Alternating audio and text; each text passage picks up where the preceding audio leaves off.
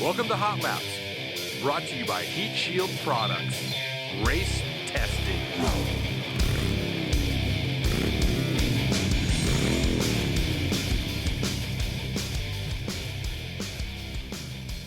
All right, welcome back to Hot Laps, podcast by Heatshield Products. We're at lap number 6. Pretty cool. It's kind of the race is running, as they say. Let's introduce ourselves. I'm Steve, the head peon at Heatshield Products. Right on. I'm Chris, the sales manager. Yeah, I'm Shane. I'm the other peon. And we are joined today by a special guest. His name is Reggie Wynn. He is the sales and marketing manager for the Wabtec Turbo Group. He's got some serious knowledge when it comes to making horsepower with a turbocharger, and he's just an all-around good dude. He's been a big help for Heatshield, and we really appreciate we're gonna it. embarrass Reggie a little bit here, or I am. He's not just like one of the best car people you'll ever meet. He's one of the best human beings you'll ever meet. There you go. He's a really good person. I agree. Yeah, they don't make enough of Reggie. So Reggie's on the phone. Reggie's on the phone. We're going to talk. Hey, what's up, buddy? But we'll talk a little bit about your history in the automotive industry and just some of the things around your life. But we just appreciate you being here. So Absolutely. Yeah, And for everything thank else you. you've done for us for the years. Hot Laps. Special guest is on now.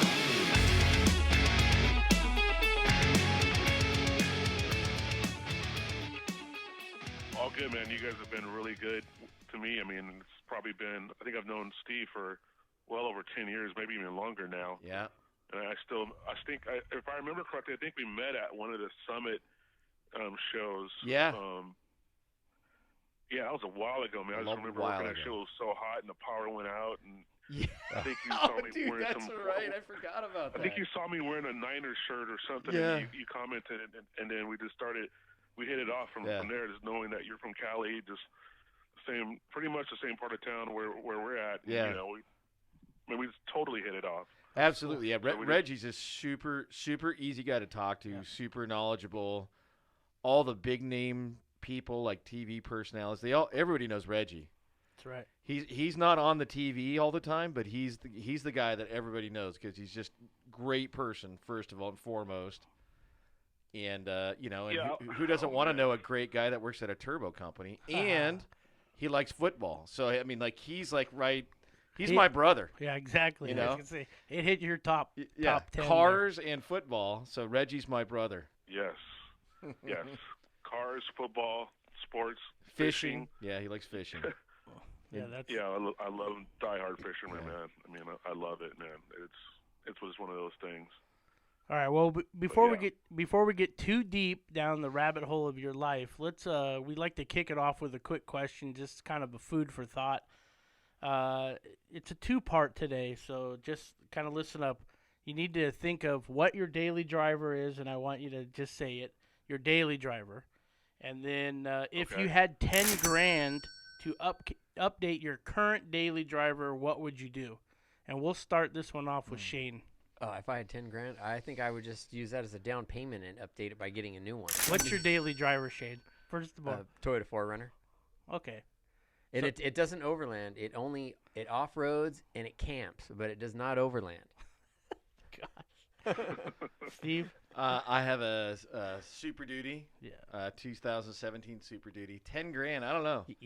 What It's got to go faster first, and then maybe a lift. The problem with the lift is I just don't want to screw up. After my last Super Duty and lifting it, I don't want to screw up the ride quality. It's already got every bell and whistle. Yeah, so I'd just make it go faster. So Go fast.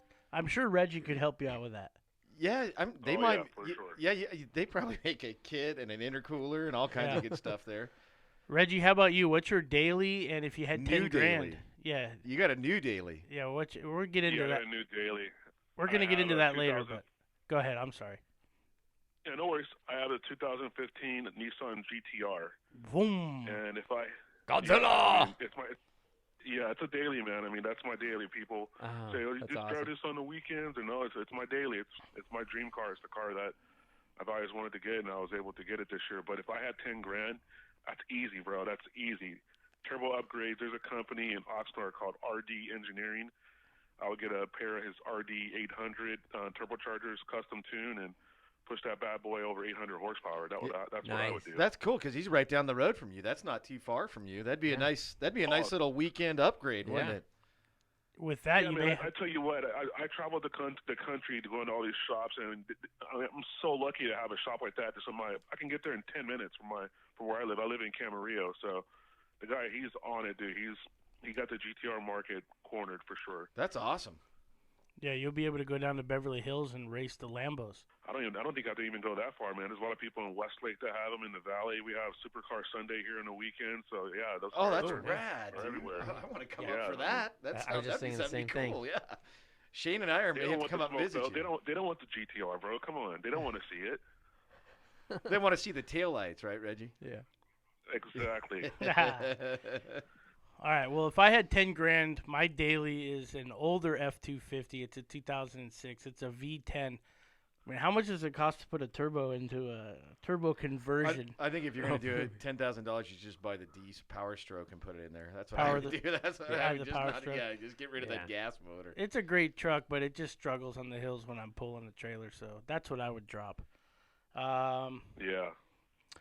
All right. So our special guest and your background. I'm just going to ask you a few questions here, and everybody's going to, just put in their 2 cents. But first question out of the hole.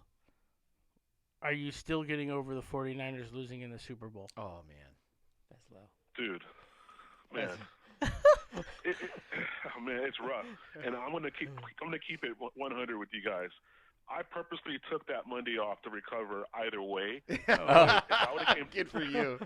Yeah, because Reggie's not a crazy drinker or anything like that. So for him to take a Monday off in advance, I needed just it recover emotionally and physically to recover, man. I mean, it was a great season, and the frustrating part is just you go on social media, you see all these quote-unquote experts who haven't watched many of the Niners games. Oh, they should have ran the ball more. They should have did that. Bottom line is we've been in that situation all season, and we came through each time. But, this time, we didn't. We didn't make the plays when we needed to. We can't blame the referees, can't blame the coaches. Bottom line, the players that make the plays. The plays were there. You go back and look at the film that's on tape, you can see guys that were missed, a number of times.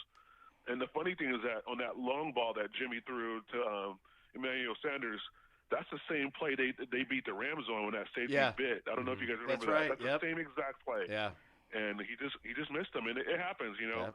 I'm a believer in the coach. I'm a believer in the quarterback, and we have a bright future, man. Oh yeah, they got a good young team. I mean, Bosa was a rookie. That's scary. Oh, dude, he's my favorite Niner right now. Yeah, he's a beast. His brother, as a former Charger fan, they're dead to me now. His brother was unbelievable, but the younger Bosa, he's better, and he was a rookie, and he was scary this year. So it's only gonna get ugly from here on out for anybody trying to block that guy. Well, before we start breaking the game down quarter by quarter, let's get into some car stuff here, because I know you and Steve could talk about that for probably a day and a half. Oh yeah. But seriously, we talk about it all the time, man. I know we text messages, hey, what's going on in the game? We talk about it all the time. So. But so seriously, let's get into the background of your life as automotive. And so, did you grow up in California, or are you a native, or are you from outside? So I was born in Harbor City, which is in the South Bay. Yep. February 22nd, 1974. So I'll be 46 next Saturday. Nice. My dad, California native. My mom is from Mobile, Alabama. My dad's always been into cars, man. I mean, just growing up, I remember him just always wrenching on something and, trying to make something faster. He never had nice cars, though. That's the funny thing. He never had nice cars, but they were always quick. Whatever he had, he just kind of got the most out of them. That's awesome. And he would take my brother and I out to the. I'm kind of dating myself here, already did, but he would take us out to Terminal Island, where they would have like the legal drag races. Because my dad was obviously a street racer too, but he would take us out there and we would watch the races. And that's kind of where the love started. And just growing up, for me, I loved Indy cars, like watching the Indy 500. Like, I go back to when the Indy 500 when it was not even on live. They would show a tape delay. They always show it at night. It was, what I think would be like that Sunday night, it would come on. And my guy growing up was Rick Mears, huge Rick Mears guy. I want to meet that guy one day. But yeah, just watching that type of racing and growing up and just being around cars all the time. I mean, it was just like one of those things that I didn't know at the time, but I was just kind of almost destined to come into this industry.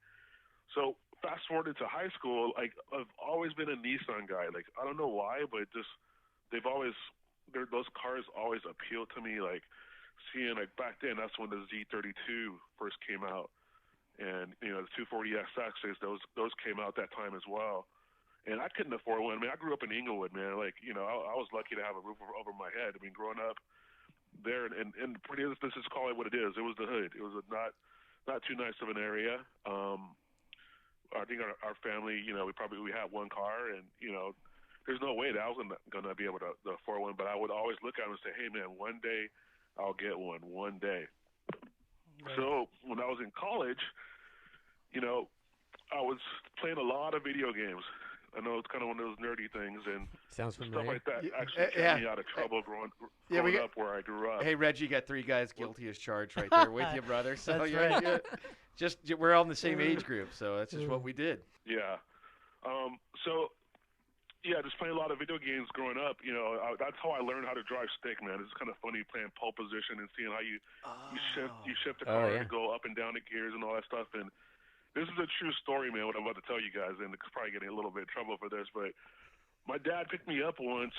I want to say I was in like the 10th grade. We were going to go fishing up in Morro Bay, and he was wasted. He was done.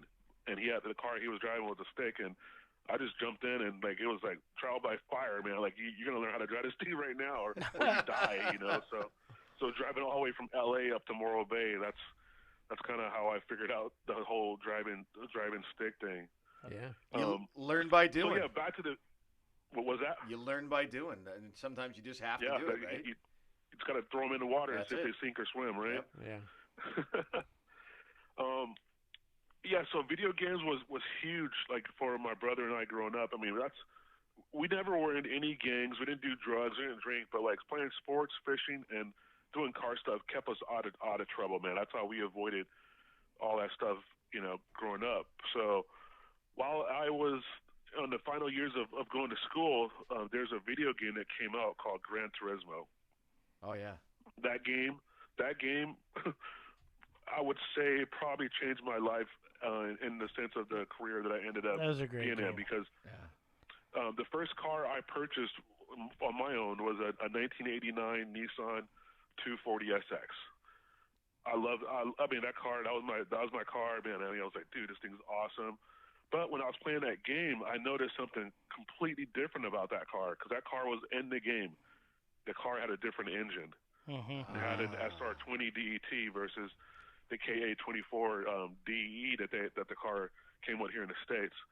So this is when the internet first started popping and everything, and I started searching on the internet on SR20 DETs and then seeing if anyone did any swaps back there. This was back in like 98, 99. Internet's super slow, and there weren't that many guys. I would say there's probably 2 or 3 guys that did that swap here in the States. One of them ended up being a guy that was in Thousand Oaks, a guy by the name of Mark Hutchinson, and I ended up becoming pretty good friends with him. But at the time, that to do that swap, it was pretty expensive. You were probably looking at around $8 grand to do it. Wow, dude, that's big. That's a lot of money. That's a lot of money now, but even more so back then. Yeah, that's a lot. So I had the fortune of I've always worked jobs where I had to talk to people and then do sales. I was just always fascinated by that. I don't know why, but that's just something that I kind of like doing. So I was working at a company where I sold Verizon, Nextel, Sprint, all the different cell phone carriers. I ended up, selling cell phones to different companies, and one of the companies I sold back then was actually Turbonetics. I sold them their first Nextels way back in the day. So I needed to sell, just doing the math, rough numbers, I need to sell like 100 phones in a month to be able to afford to do that. And I just kind of made it my goal. I printed a picture out of that engine. I even got a little wristband that was the color of that and the valve cover, and so I can look at it every day and just kind of focus on that goal. Yeah. Just being able to say, hey, I need this is what I need to do it. And I kid you not, man, I did that in 1 month. Nice. I was able to raise that money and do that amount of sales and to do that swap and in 1 month, man. And the first time I drove that car with the turbo, oh my gosh, I was shaking. I was like, I mean, it wasn't like a lot of horsepower, but it's like 100 over what the stock, was. But Big, that was my whole introduction into the turbo game. It was certainly more than what you were used to, so that's a big adjustment. Anytime you're in the same car that you've been driving, but then you double the horsepower or whatever, basically that's crazy because you're expecting to get into it and have it feel the same way, and it doesn't. Right. Yeah. That's crazy. Yeah, I mean that's from there. That's where I got the turbo bug for sure, and then playing other video games like Tokyo Extreme Racer. That's another game that was on, I think it was on Sega Dreamcast, where you race people on the freeway and you're modding your cars and going bigger turbos and that whole bit. So we'll go into the part to where I ended up quitting that job, and when I quit that job, I went to go work for Verizon doing Yellow Page advertising. And dude, I hated that job, bro. Like I couldn't stand it. So I was there for, I want to say 2 or 3 years, and they sent an email out to all the employees saying, hey, we want to have a voluntary separation package. You could sign up on Friday at 5 a.m. And granted, we didn't have to be to work till 8, but they said 5 a.m. you could sign up. Man, I showed up at 5 that day to make sure I was on that list. And the package included, for me, it was like $12,000. You can do unemployment for a year, and you have medical. So I took that whole year off. I was just coaching girls softball and just doing whatever I wanted to do for a year. And at the end of that year, I didn't have any more money. And the turbo in my car at the time went bad. So I went back to Turbonetics, and I was like, hey, guys, I need a turbo, but I can't afford to pay for it. Could I work in the shop, pay it off, and can we do that? And they were like, yeah. So I started off working here at Turbonetics. It was, over 15 years ago in the shop. I was working in the spear coat department. I was just sweeping floors and putting the intercooler kits together. And, yeah. And that was to work off the turbo that you were getting, or were you actually getting a paycheck? No, that was work off the turbo I was going to get. I mean, I had no plans of staying here. My plan at the time was to go work for the LAPD. That was the plan. I was like, hey, guys, I'm not going to stay here. I just want to pay off this turbo. I was supposed to go work for LAPD, but, everything happens for a reason, man. Sure. Like, I got denied for what I think are just BS reasons, but it didn't happen. But I think I ended up at a better place and in a better situation, anyways. It's just funny how things work out. So one day when I was at work, all the sales guys called out. Like there were some guys at the track at an event, and the other 2 people were like out sick, and they said, hey, can you go up and cover the phones for us? Mind you, I didn't know their systems. I didn't know anything other than the turbo stuff that I've been doing for that before. And they decided to keep me up here and train me, and here we are now, man. It's crazy. Well, I tell you what, they made a great decision, and you're right. You never know. What's that expression? We all make plans, and God laughs, right? We all think things are going to go a certain way, and you're right. Things all do happen for a reason because. You are where you belong, I think, because, you love cars. You've grown up loving cars, and now guess what? You get to work with big-name people, big-name companies, small ones like us. Right. And you treat us all the same, and that's what the greatest thing about Reggie is. He's just good to you. Plus, they make a great product, and now they have Precision under their umbrella, too, so, right. You got the arguably two of the biggest, or if not the 2 biggest, turbo performance companies that you're kind of overseeing and in charge of as far as the marketing and sales go. So, And Reggie goes all over, dude. He's at every trade show. I mean, God bless you, dude. You are everywhere, all the time, every event.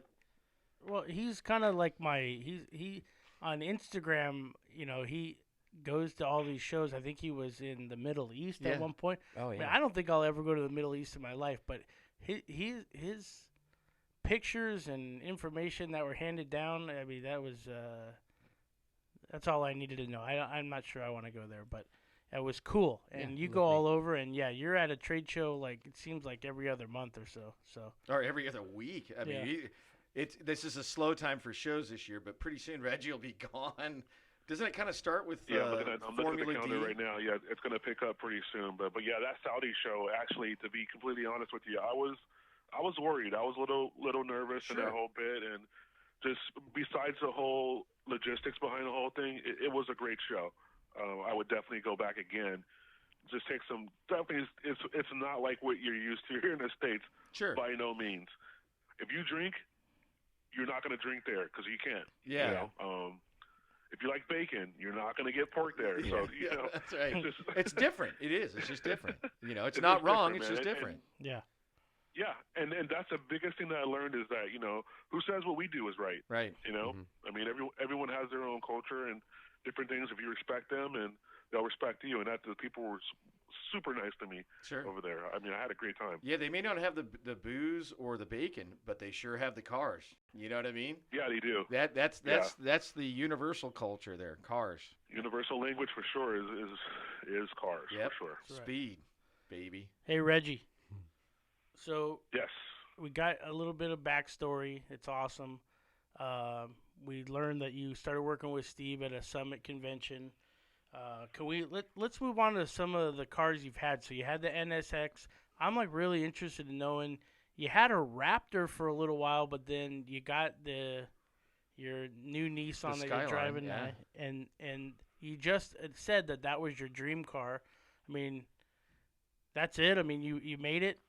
You got rid of the Raptor. You got your Nissan. That's it, or is there something else that would make you tick? Yeah, so in a perfect world, so just for the record, I never had an NSX. I'm not a Honda guy, so.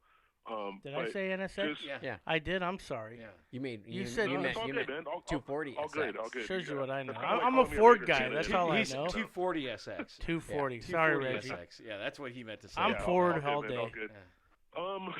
I guess so. I've had I've had three S13s, and those are 240s. I had two S14s, and then this GTR. The Raptor was amazing. Oh my gosh! And I'm kind of torn in the sense that obviously we said earlier that I do a lot of fishing, right? So the GTR is not going to fit any jig sticks in there. You're not going to fit any 10-foot poles inside the GTR. So when I'm able to do this financially, I will get a truck just to be able to do my fishing trips. I love going down to San Diego, fishing out of Point Loma on the Mission Belle, fish the Coronado Islands, and that's fun. I mean, to do that in the GTR is just not. No, it's not practical, And I had to weigh my options at the time. It was like, hey, do I keep the Raptor or do I get the dream car that I wanted and that I would drive every day? And that's why I got rid of the Raptor, because technically I didn't really use it for what it was intended for. Maybe only like once or twice a month when I went fishing, but I never went off road or anything like that. Now, before the Raptor, you had an Infinity, right? And you had hot rodded that too, I believe. Yeah, so I had. You're right. I had two Infinity. I had the Q50. I had the one, the 4-door sedan. Yeah. I had the V6. The Q. I'm trying to remember it's the 3.5 liter, and then I got the twin turbo version, the Red Sport one, and that thing was nice. It's pretty much like a baby GTR. That's pretty awesome.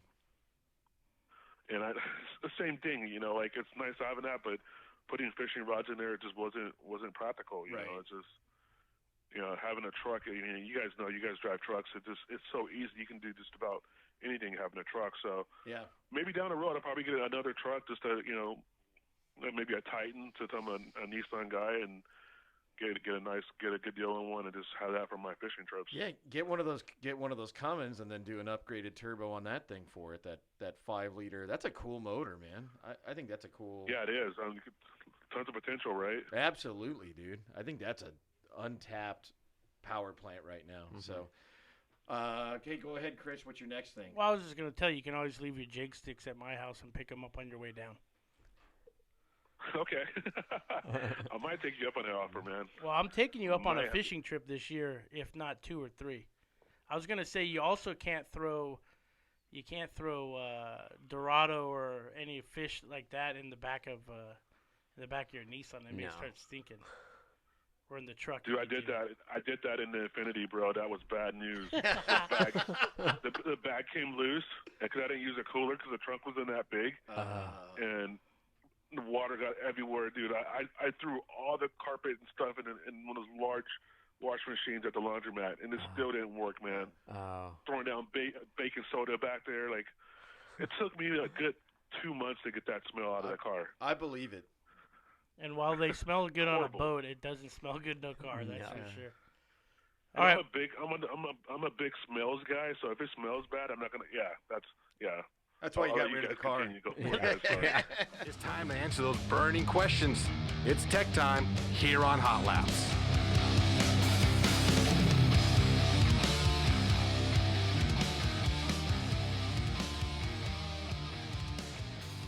But yeah, let's get into a couple of these, and it's actually kind of cool. We're actually getting questions now for the podcast, so I'm going to throw them up, and I got a few names to it. So, and this first one is definitely appropriate for you. It comes from Justin S. It says, I am very interested in your turbo heat shields, and I understand how they can block heat, but can you better explain how they boost performance? And do I need to wrap the downpipe as well? I would say it's all situational. Wrapping the turbo and downpipe will help extract more heat out of it, help it spool and boost up quicker. The real big advantage to putting like a turbo heat shield on is 2 things. Like if you're pedaling the car, it helps you get back up to speed a little bit quicker. Kind of reduces the flutter and lag. The other thing too is lowering the air intake temperatures, your underhood temperatures. That's where you really get the power boost. That's why they put an intercooler on a turbo, is so you can lower the IATs. That's the big thing.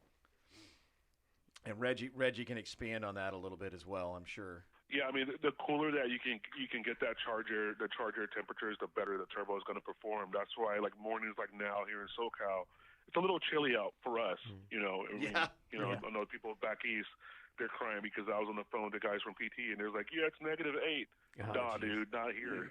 But I'm talking about, it's here, in the 40s, in the morning. That's perfect turbo weather. I mean, you'll notice your vehicle would perform like crazy because that charged air is really, really cold. And turbos, they love that. So the cooler that you can get things, the better it's going to perform. Absolutely. Yep. And that's what a turbo, like a downpipe heat shield and a turbo heat shield, will help you keep it all cooler. All right, so wrapping the downpipe is situational. Yeah, and Reggie's right, 40 degrees. That's like parka weather, thermal underwear weather out here. Oh, yeah, I'm freezing. Yes. Yeah. All right, next question, and it comes from Busted Knuckles. You can probably figure out why. I am extremely happy with your lava wrap on my race car exhaust, and I wanted to wrap my daily very soon. But the pipe is not as easy to get to as my race car. Is there a product out there that can be used without taking the pipe off? Yeah, it, again, depends on how much room he's got, but those armor, either the armor pipe kit or the regular heat shield armor, those work great. You can get those. And in fact, Shane and I, of course, that Jeep was a little different. That was easy to get to because it was up in the air, even though we did lift it. Right. But getting it up off the ground, that's always the hurdle is do you have a lift? Can you get it up off the ground enough with some jack stands? Yeah, do you have room to work? Yeah. But it's real easy to install. Just clamp on and away you go. Yeah, no disassembly required. Yeah. This one comes from Kyle E. I've used your header shield and fuel line insulation, and I'm a big fan. I have a carbon fiber hood I'm going to install. Can you advise what product would be appropriate to insulate the underside of my new hood? This is one that I'm sure Reggie will be. Reggie, does your car have a carbon fiber hood? Did it come factory with one? No, it did not. Okay. No, it's a normal hood. So Reggie will probably put a carbon fiber one on there, and if Reggie was to do the same thing, I would the Lava Shield because it has that cool carbon fiber look. Yeah. But we're working on one that's going to be a sound and heat insulator. It'll look real high end. So Reggie, when I get that figured out and you get your carbon fiber hood, just send me a pattern. We'll make you a custom blanket. There you go. Sweet. I like that. Yeah, Lava Shield, the thick one. That's what I'd put under there. Right on. Let's do a quick product showcase. And this one's definitely up for Reggie. It's the Lava and Stealth Turbo Shields. What if you're watching on YouTube, you can see in front of us. See in front of us. Can you just briefly talk about the material that's on the outside versus the material on the inside, and why do they look different? Yeah, so the two different fibers, two different textiles. The outside is the lava. Mm-hmm. That's it's a basalt, so it's crushed volcanic rock spun into fiber. It's excellent for, I say, low temp, meaning 1,200 degrees or less. Mm-hmm. To us, that's low temp, because it's very strong, very rugged. Russian technology. The Russians developed it as like a counter to Kevlar and Nomex. It didn't have the ballistic capability they did, but it had a much better thermal capacity. So it's great for our industry. That's kind of where the whole basalt lava rock thing started. The inner is a silica insulation, and this is an amazing silica insulation. Silica fiber, it remains flexible. That's always a problem with anything high temperature like an exhaust wrap, that type of thing. As soon as it gets overheats, it becomes brittle, and then it starts to fall apart or lose its structural integrity. So the business end of this is a real, we rate it 1,800 degrees. We always underrate a little bit. That fabric can see 1,900, 2,000 degrees and still stay flexible. But, yeah, it's a great product. And then we've got the insulator on the inside and then the cool little stainless steel fasteners and all that good stuff. And then, Reggie, maybe you can touch on, so if someone is buying a turbo heat shield, we do by the flange size. Is there like a key to that, or is it just they should measure their turbo and kind of look on our website? Or I just want to kind of get your idea on. Yeah, how to guide people, because that's a great one. Yeah, I would just find out, like, if you have, there's not that many different flange styles, so just find out which one you have. If you have a T2, T3, T4, some people call it T5, but the T5 and T6 are technically the same thing. Huh. Or if you have like a V-band in and out, just find out what the base of your turbo is, and then that will help you figure out which heat shield to go with out of your product line. I know it may sound a little intimidating hearing those numbers, but trust me, it'll be pretty simple once you do it a few times. And if you have a hard time understanding it, or if you want someone to guide you through it, I'm sure the guys at Heat Shield Products or even myself can walk you through it and make sure that you get the right heat shield the first time. Yeah, Reggie gets a lot of secondary tech calls from us. We're always hitting him up, hey, Reggie, what's this, So, we know our share, but we don't know them all. Right, for sure. Yeah, we got to go to the experts. Yeah. On top of that, wastegates. Uh-huh. So we're making covers now for wastegates. And the actuator, yeah. Yeah, what's the best way to explain why we should do that? A couple things. It can help prevent the heat from deteriorating the diaphragm in there prematurely, by keeping it inside. Mm-hmm. And then the other thing is just like Reggie was saying, it's anytime you have something, a lot of times in these cars, dude, everything's just jammed in there, right? So you've got it, maybe you got your turbo or your wastegate actuator underneath like a intercooler pipe or an intake pipe.